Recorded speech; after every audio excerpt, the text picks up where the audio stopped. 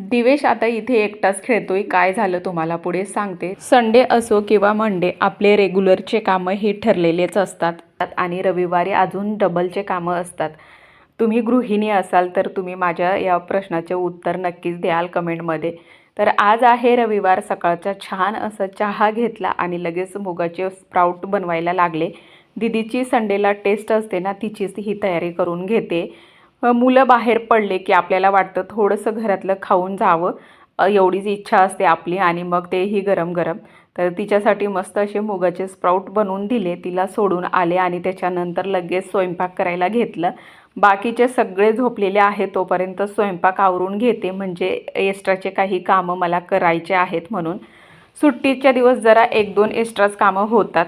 आता श्रावण महिना सुरू आहे ना, त्यामुळे लगेच श्रावण महिना संपला की गणपती येईल. परत असे आपले सणवार सुरूच असतात. घरामध्ये हात लावतच राहावं लागतं, नाहीतर मग ऐन वेळेला खूपच घर घाण होतं.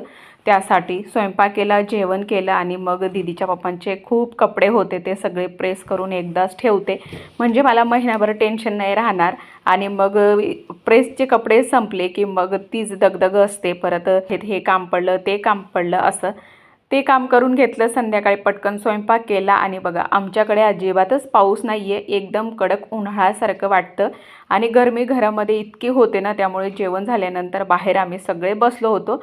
बॅडमिंटन खेळत होते मुलं, पण आमच्या दिवसोबत कोणीही खेळायला तयार नसतं आणि तो एकटाच असा खेळत असतो. चला भेटूया छानशा व्हिडिओसोबत. बाय.